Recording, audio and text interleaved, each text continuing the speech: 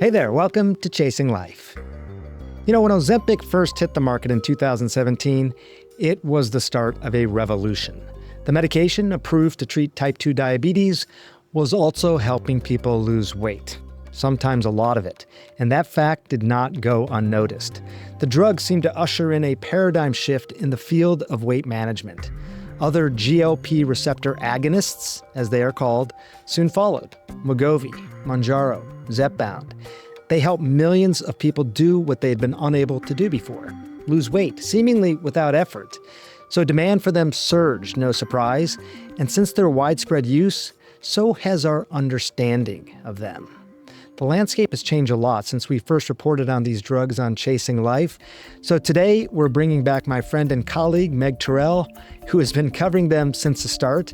She's going to update us on what is new, what's on the horizon. And let me tell you, there's a lot to talk about.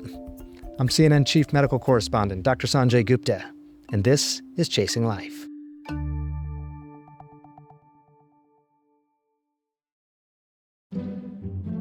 Welcome back to Chasing Life. Thank you for having me. Well, my favorite guest. You and I, we know each other so well. We work together, but I just so respect your reporting. And I don't know if you realize this, but the last time we talked about GLP drugs was more than 2 years ago. The last time we talked on the podcast, you and I talk about them We talk about all the constantly. time. Yes, we have a lot of conversations, Meg and I. But yeah, for the podcast, for our audience 2 years ago, and there's a lot that has changed since then, and I want to really focus on that. But I'm just curious overall, just the headline here. I think it was 2017 or so when Ozempic hit the market. Like, how big a deal really are these GLP drugs now in the market? In terms of medicines, drugs, these are some of the biggest drugs of all time. You're talking about in terms of money spent on them? In terms of money spent, but also the number of people who are taking these. I mean, millions of people are now on GLP-1 drugs, most of them for weight loss, also for diabetes. And increasingly, they're getting approved for other indications. They're showing they work for liver disease, chronic kidney disease, osteoarthritis, sleep apnea, preventing a second heart attack or stroke if you've already had one, heart failure. I mean, they're being tested in so many different things. So they're huge. Does this surprise you? And I'll preface by saying you've been covering this for a long time. I think since the start, here obviously, but also at CNBC. When you first started reporting on this, could you have predicted where we would be in 2026? No. What was it that gave you pause? Well, the industry has tried this before. They've tried to develop drugs for weight loss before, and they haven't been successful. They had side effects. They were dangerous to take for some people, and they didn't produce very much weight loss. So they just weren't, they weren't working for a lot of people. And so the industry was kind of shy to come to obesity drugs again. And then this class of diabetes drugs, and sort of tellingly, it's these huge companies in diabetes, Eli Lilly and Novo Nordisk, which have worked in insulin for almost a century, that brought these drugs to the market for obesity. Right. And I mean, these drugs work for both diabetes and obesity, and now all of these other things as well. The initial sort of thinking was that if you started these drugs, you're probably going to be on them for your whole life. And I think there was some data a couple of years ago when we were working on a documentary that showed that a pretty significant percentage of people were stopping these medications. And it was either because of cost, side effects, or they sort of felt like it got them to where they wanted to be, and now they were just going to use lifestyle changes to sort of maintain. What are you seeing? I mean, is there a way of contextualizing how long people stay on these medications, or if they do stay on them for life? Yeah, well, the idea is essentially that it's not changing your body really, other than that you're losing weight. But essentially, if you stop taking these medications, your appetite does go up. We've heard from people sort of anecdotally saying, like, I felt like I hadn't eaten in a year. And she was like, and I guess I hadn't, because she'd been taking this medicine and her appetite was so suppressed, but it just revved back up. But I think it can be different for everybody. I mean, the studies show that the majority of people, if you stop taking one of these drugs, they do regain at least some of the weight, but not everybody does. People are different. And so I think that's really fascinating. And it probably also has to do with what happened when you were on the drug in terms of what changes you made in your own life. I mean, did you start cooking differently? Did you start exercising more? Find something you enjoy and that you could keep doing? So I think those are some of the big questions. I also think, as you noted, a big reason people would stop is, the cost was so high, and it still is really high in a lot of ways, but it's also come down dramatically for some of these options. And I think a hope is that it'll enable people who are benefiting from the medicines to stay on them for longer. With these GLP drugs, they were originally for blood sugar, and then people noticed that they were losing significant amounts of weight. And now there are all these other potential indications, seemingly unrelated: cardiovascular benefit, liver benefit. Can you talk about some of those? What else have we learned in terms of the benefits? Well, I think this is so interesting because a lot of those things people thought were just completely related to weight loss. Hey, if you lose 20% of your body weight, of course you're going to have a lower risk of having a heart attack or a stroke. And so I remember they did this huge cardiovascular outcomes trial for Wegovy, which is the GLP-1 made by Novo Nordisk. It came out a couple of years ago, 2024. It's like 17,000 people. They looked at them over 4 or 5 years, 20% reduction if you'd already had a heart attack or stroke of having a second one. And I talked to this one cardiologist who was like, it's the weight, stupid, of course it's the weight. And the thing was, as they looked closer at those data, they found that regardless of how much weight people lost, or maybe even if they didn't lose weight at all, they still had the benefit in reducing a second heart attack or stroke risk. So there was something else going on. And the same thing has happened in liver disease. The same thing has happened in chronic kidney disease. The same thing's happened in heart failure. It's not just weight loss. The weight loss is probably helping in some ways. But so they're doing basic research on this now. Dr. Daniel Drucker up at the University of Toronto, who's one of the GLP-1 research pioneers, just had this mouse study that came out where they essentially created these mice that don't have GLP-1 receptors in their brain. And so they couldn't lose weight when given a GLP-1 drug. But what they found is that they had improved markers of this liver disease. So they found these cells in the liver that essentially, when stimulated by GLP-1, tamped down on inflammation in the liver, regardless of whether the mice lost any weight. And so they're finding that these completely weight-independent effects of these medicines. And they're still trying to understand what is happening and why this is happening. Inflammation does seem to be a big hypothesis of what is going on. But then, of course, there's other things like addiction. And that, of course, is probably totally unrelated to inflammation, most likely. It has to do with what's going on with the food noise and that kind of getting quieted down that we hear from a lot of people. We try and be very careful on this podcast not to be prescriptive about things, or even making recommendations. But it is interesting to hear about all the known benefits now beyond just weight loss of these things and potential benefits in the future. Let me commingle two things which are in the news a lot lately. One is just peptides in general. I know. And two is off-label use. Mm-hmm. So first of all, GLP, the P is peptide. Mm-hmm. It is a peptide. Insulin is a peptide. These are peptides. I don't know how much you think about this aspect of things, but there's a lot of other peptides that people are talking about in the wellness community, and friends of mine who say, yeah, I'm definitely taking these now. It helps me. They're injecting themselves with these peptides. Have you learned anything about these? It totally freaks me out. I just can't believe that this is so widespread, and that these things are not widely tested. We haven't done the safety testing. I hear so much about people who are like, we still don't know if GLP-1s are safe. It's like, these have been through clinical trials in tens of thousands of people. They've been looked at so closely. Regulators are studying them in the real world all the time. And yet all these folks are taking these peptides that are completely unregulated. You don't know exactly how they're made, who's making them, what the conditions are, whether they're doing anything, whether they're what they say they are. Even if they are what they say they are, what are the safety risks of that? I can't believe that people are doing this. One of these people who I'm talking about, one of my friends said, oh yeah, I had a really bad reaction to taking it. They had to keep me in the office a lot longer, take my blood pressure. I felt very faint, like I was going to pass out. And I'm thinking, isn't this part of the problem? There can be significant side effects. And a lot of times they're taking these in non-medical settings, potentially really problematic. At the same time, though, when it comes to GLP drugs, a lot of the testing has been done on very specific patient populations. Patients who have diabetes, patients who have obesity. But I think what we see is that a lot of people are taking these off-label or not for the specific, indications. So how do you think about that? And what does that mean in terms of safety? Because we don't have safety data on all the populations, like someone who's just taking it to lose a few pounds, right, which I hear a lot of. How do you sort of frame that conversation for people? Yeah, I mean, I think the most important thing probably is that you're doing it under the supervision of a trusted medical professional. And that's, I think, a real concern is that we're hearing more and more about folks who are like, yeah, I just decided I'm going to microdose this thing and I got it through this website and I started taking it. And, you know, it frightens me a little how easy it is to do that. And that, you know, you're with a telemedicine doctor, you see once for 5 minutes over your phone, you never see that person again. They never check back in on you. They will prescribe you something maybe, but I don't know. I just think that's, what do you do then if you have a problem? You're not, you go to the ER, I guess. So that scares me a little. I do think the idea of like, how do these drugs work in folks who don't have weight to lose is something that's very interesting, especially as we start to look at them for things like addiction or Alzheimer's. I mean, there's a lot of different indications where these could be used that have nothing to do with weight. You don't want to lose weight, especially in an elderly person. Maybe you're not trying to lose more weight.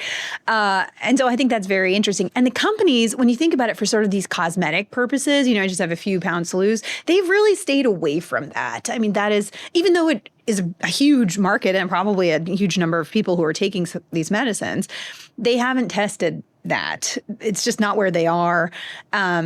And so we don't really know, other than the real world use of it. But I've also been hearing from doctors, they're getting really worried about people getting too thin on these medicines.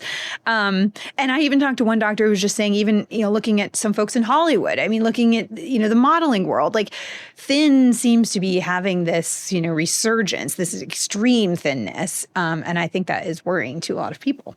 When I interviewed some of the scientists at Novo Nordisk in Denmark, one of the things they said to me, interestingly, was that they sort of slow rolled the idea of using these medications for weight loss initially, and they were very specific about it. They just didn't think people would inject themselves for weight loss. Diabetics do, for insulin, but the idea that it would become as widespread as it has, that surprised them when I was interviewing them in retrospect. But even at that time, there was a desire to say, hey, look, could we potentially turn this into a pill? And they've done that now. And this is something you've been reporting on a lot. First of all, why was that so challenging? Well, as you noted, GLP-1 is a peptide. And so it is sort of this larger molecule. And so, we can't swallow insulin, for example, because it doesn't get, broken down in a way that we can metabolize it in our bodies. And it's the same problem for GLP-1. And so it gets churned up by your gastric acids and everything in your stomach. Yeah, it doesn't have time essentially to act in the ways that it needs to in our body as a medicine. So Novo Nordisk had to essentially develop a technology to enable it to be swallowed, and so that our body could actually take it up as a medicine. And interestingly, the technology is called SNAC. Oh, I didn't know that, really? Yeah, it's like SNAC. Yeah, I cannot remember what it stands for. But it essentially sort of buffers it and enables it to get into our cells in a way that, it gets metabolized. But for that reason, the Wegovy pill that they just got approved, essentially at the end of 2025 and went on the market in January, you have to take it first thing in the morning, 30 minutes before eating or drinking much water. You can have like 4 ounces of water with it. And you have to wait before taking other medicines because it just changes the sort of metabolism of everything. So that was sort of tricky. And I think they were very proud of the fact that they engineered this to be able to work as a pill. But then you have Eli Lilly, which developed a small molecule version of GLP-1 or forglipron. Thankfully, it's been approved. These names, they're crazy. Now it has a brand name, Foundeo. And so that just got approved. And we haven't seen yet how many people are taking it. But with the Wegovy pill, it was the fastest drug launch of all time. Wow. I mean, hundreds of thousands of people, if you believe these Wall Street estimates, which have been coming out, are taking the Wegovy pill already. And so I'm really interested to see how quickly the Foundeo pill gets taken up as well. Calling it the Wegovy pill for a second, how does it compare to the injection in terms of how well it works and side effects? It's actually pretty similar in terms of, I think, both of those things. We'll have to see how it actually shakes out in the real world, but it doesn't appear to be significantly different. when you look at the Lilly pill, Foundayo, it is not as effective, at least in clinical trials, certainly not as tirzepatide, which is Zepbound. But it also seems not to be as effective if you just compare, and it's not apples to apples because they weren't head-on compared in a clinical trial together, but it doesn't look like it's as effective as the Wegovy pill in terms of its clinical trial results. And we're going to have to see what the side effect profile ends up being for it. And we'll have much more on the evolving landscape of GLPs with my colleague, Meg Tirrell, right after this short break. Let's talk about cost. And even before comparing the pill to the injection, we heard about the President Trump plan to reduce costs. Like, how is that sort of played out for the average consumer? That actually did something. Often these things come out of different administrations and you're sort of like, what's this really going to do? And in general, the Trump RX idea, they have this new website where you can buy drugs directly from drug companies, and Trump RX sort of lists them on its website. They're not selling drugs, but they say they have a role in negotiating the discounts. There are questions about how broadly helpful that is going to be for drugs generally, but for the GLP-1 drug class, it actually has played a part in bringing costs down really significantly. And there may have been a price war anyway, because when you've got two companies that are competing so directly, sometimes you do see costs come down in this way. And that's when competition is great and it works for the consumer. Sometimes that doesn't happen in the drug industry because you've got the middlemen with insurers and PBMs, and sometimes you actually see costs go up, which is horrible. But anyway, in this situation, they came down. And so the Trump administration negotiated a price of about $150 a month. And what was it before that? What was the average price? The list price of these drugs was about $1,000 a month or more. So significant drop. Significant drop. And a lot of folks don't have good insurance coverage of these drugs. A lot of insurance companies, even now, they're dropping coverage for weight loss of these medications. And now you're hearing a lot of examples of basically PBMs or insurers saying, just buy it directly from the company, use cash pay.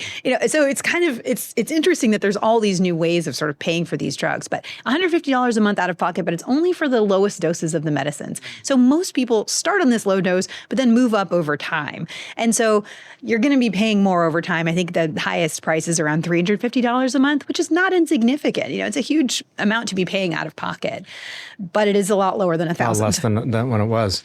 So Were Eli Lilly and Novo Nordisk, were they good with this plan? Where does the shortfall of money come from? Who's paying the gap? Yeah, I think what is cool about this is it can be seen as a trade-off between volume, or the number of people you're helping. Volume is the Wall Street word. The number of people who can get access to these medicines versus how much each person is paying. And if these are really so helpful, which the data suggests they are, then it's great that more people can get access to them, and the companies can still make a ton of money. They brought in $36 billion each last year. Wow. From these drugs. From these drugs alone. Oh, yeah. Amazing. Yeah, it's huge. And only getting that's bigger worldwide and bigger. data? Yeah. Are there big research questions that they're still trying to answer? Like the oral formulation, taking this as a pill seemed like a big one. Mm-hmm. We want to be able to provide this in a way where people don't have to inject themselves.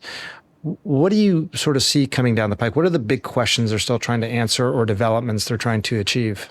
Well, in the nearest term, they're trying to maximize weight loss. So this is the retatrutides of the world, the triple Gs, and Novo has its own answers to that as well. I think some companies, as we noted, they're trying to work on so you can take it less frequently, so the opposite direction of the daily pill. But then also trying to make them more tolerable, because a lot of people do experience these GI side effects with the medicines. I hear from doctors maybe 5 to 10% of patients find these side effects so severe that they just don't want to take the drugs.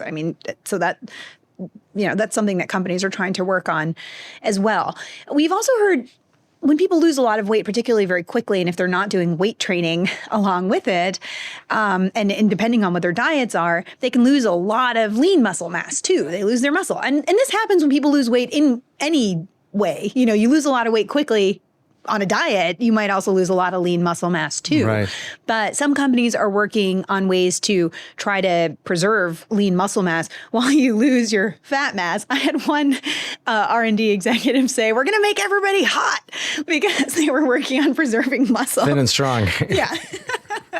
It is fascinating, and I find it feels a little dystopian at times because you and I are both medical reporters, and look, eating right, exercising, living a healthy life, that should always be the right answer.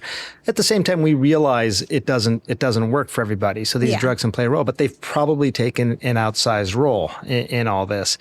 I'll share with you just quickly, it was fascinating talking about muscle mass loss, because I visited this lab in Oshkosh, Wisconsin, where they're studying these 13-line squirrels. Yes, I love this story. It was amazing to me. And this researcher says to me, almost as an offhanded comment, that bears, when they hibernate, they can hibernate for months at a time. They're not eating, they're not moving. And when they come out of hibernation, oftentimes they have as much, if not more, muscle mass than when they went in. Right? Yeah. It's fascinating. And the whole reason this has gotten a lot of attention recently is because they're thinking about this for NASA. Like could humans hibernate as they're going towards Mars? Whoa. It solves a lot of problems. One is that you're hibernating so you don't get bored. Boredom and isolation is a big concern. Two is you don't have to take as much food and water up because they're not eating or drinking anything at the time that they're hibernating. And three is this issue of humans, if you don't move for even a few days, you lose muscle mass. They may be sort of in that state for months where they're not moving much. Hibernation could solve a lot of problems. So it's gotten all this funding recently, but then she said it could be actually something beneficial for people who are taking GLP drugs as well. This has been one of the big questions. I want to lose weight. I don't want to lose muscle. Right. Oh, I think that is so fascinating. I didn't know that about the NASA going to Mars. I mean, it's like Austin Powers. I know, right? Well, yeah. And then even back here on Earth, the idea, like you're saying, like I want to lose weight, but I don't want to lose muscle mass. I don't want to lose bone density and things like that. By the way, I'm getting my bone density checked again. I think we talked about this last time. It's been about a year, so I'll let you know how that turns out. Last time we talked about this topic, I wrote this down. You made sort of an interesting comment related to the stigma associated with taking these pills, or taking these injections at that time, now pills. People, being sort of criticized for, like, you're just using a shortcut here. There's non-medication ways, non-expensive medication ways to achieve these. Where do you think we are culturally now compared to a couple of years ago? I think there are still a lot of folks who feel that way. I mean, we just did a video this week about some findings on these medicines, and I was looking at some of the comments. And, there were a number of people who were just like, well, just eat right, avoid ultra-processed foods. And, and so I think there is still a lot of that. But I do think, there's also a growing appreciation for what these medicines can do. And so I think that is changing. But I still think, people love to speculate. Who's taking a GLP-1? Why did their body change so much? And it's something to, we all do it. We're all gossipy. It's like how we are as humans. But I think the issue is the pressures that people might feel to look certain ways, and that pressure is probably increasing as it becomes easier to look certain ways that are maybe not realistic and maybe not healthy for a lot of people. I think that can be problematic. The potential side effects that you talked about, GI, people feeling nauseated, having constipation, in part, that's a little bit how these drugs work because they're slowing down the motility of your gut. Do they find that for most people, these side effects go away after a time? Is this like something people develop a tolerance to? Yeah, and the tolerance idea is totally fascinating too, which is something that I've talked to addiction researchers about because they're wondering, do you reach a level of tolerance of these medications that you need to keep taking them in order to keep staving off your addictions? I just think it's fascinating. So you do have to titrate up on the medicines over time. Mainly to try to ensure the tolerability is manageable. So you start at this low dose. After a month, typically you go to the next dose.